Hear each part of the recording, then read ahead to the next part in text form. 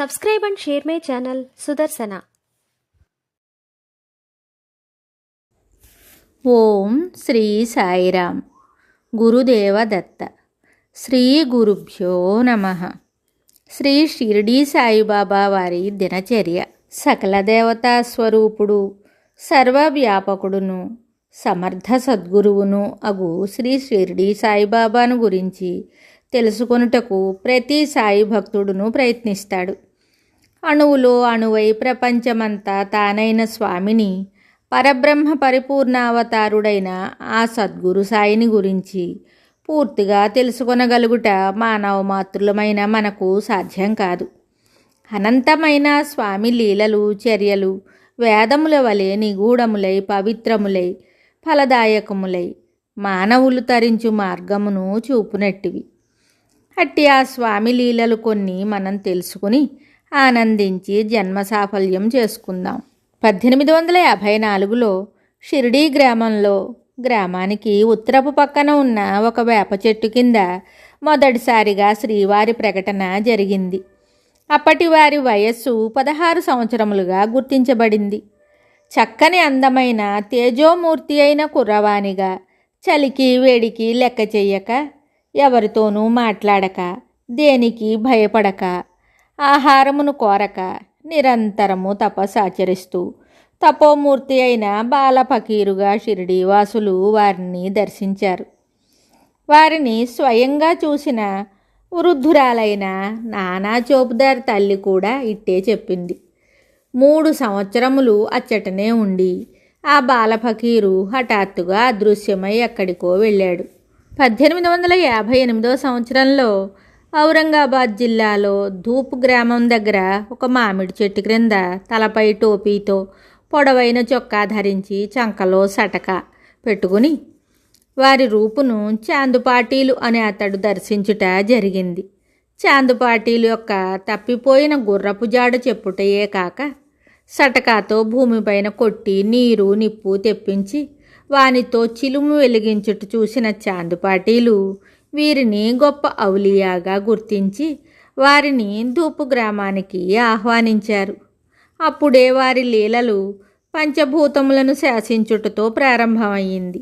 చాందుపాటీలు యొక్క చుట్టాల పెళ్లి బృందంతో బండ్లపై బాబా షిరిడీ వచ్చారు. బాబా షిరిడీ వచ్చుట ఇది 2వసారి. ఖండోబా మందిరమునకు ముందుగల ఖాళీ స్థలంలో ఆగిన ఆ పెళ్లివారి బళ్లలోని ఒక ఎద్దుల బండి నుంచి దిగుతున్న ఆ బాలఫకీర్ను చూసి ఆదరముగా అయ్యే సాయి, దయచేయుము సాయి అని ఖండోబా మందిర పూజారియగు భక్త మహల్సాపతి స్వాగతం పలికారు. నామరహితుడైన భగవంతుడు సాయి అనే నామముతో నాటి నుండి సాయిబాబాగా పిలువబడ్డాడు. సాయి అనగా పరమాత్ముడనియు, బాబా అనగా తండ్రి అనియు అర్థము. వారు షిరిడీలోనే స్థిర నివాసముగా ఉన్నందున శ్రీ షిరిడీ సాయిబాబాగా గుర్తించుట జరిగింది.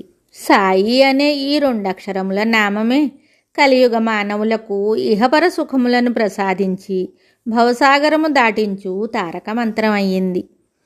1858కి అనగా బాబా 2వసారి షిరిడీ వచ్చినప్పటికీ వారి వయస్సు 20 సంవత్సరములుగా గుర్తించబడింది. కనుక వారి ప్రకటన 1838 సంవత్సరం అయి ఉండవచ్చు. 1918లో వారు దేహత్యాగం చేయనప్పటికీ వారి వయస్సు 80 సంవత్సరములు. 1858లో వారు 2వసారి షిరిడీ వచ్చినప్పటి నుండి 1918లో అనగా వారు దేహత్యాగం చేయు వరకు, మహాసమాధి చెందు వరకు 60 సంవత్సరములు షిరిడీలో ఉన్నారు. ఒకసారి ధూలియా కోర్టు వారికి సాక్ష్యం ఇచ్చుటలోనే బాబా తన వయస్సు లక్షల సంవత్సరములని చెప్పారు.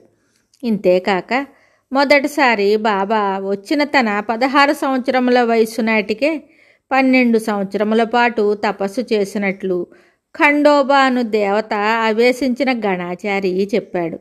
కనుక బాబా వయస్సును ఎవరు నిర్ణయించగలరు? బాబా పుట్టుకను గురించి సరి అయిన సమాచారం లేదు. తల్లిదండ్రులు ఎవరో తెలియదు. వివాహము లేదు. ఆ జన్మ బ్రహ్మచారి. బాబాది ఏ మతమో ఏ కులమో తెలియదు. ధూలియా కోర్టు వారికి తన మతము కబీర్ అని, కులము దైవ కులమని బాబా చెప్పారు. తనకు ఎట్టి అవసరము లేకపోయినా మానవ రూపాన్ని ధరించి మానవుల మధ్య సంచరించి తన మాట, చూపు, ఆచరణల ద్వారా ధర్మరక్షణకు, సర్వమత సమైక్యతకు, దీనజన సంరక్షణకు, సకల జీవ జంతు పశుపక్ష్యాది శ్రేయస్సుకు, దుర్మార్గులను సన్మార్గవర్తనులను చేయుటకు అవతరించిన పరిపూర్ణ పరబ్రహ్మము శ్రీ షిరిడి సాయిబాబా. బాబా తన జీవితమును బీద సాధలతో కలిసిమెలిసి వారి సంరక్షణతో ప్రారంభించారు. సాయి కారణజన్ముడు, స్వయంభువు. మిగతా కథ తరువాయి భాగంలో తెలుసుకుందాము. శుభం. Subscribe and share my channel Sudarsana.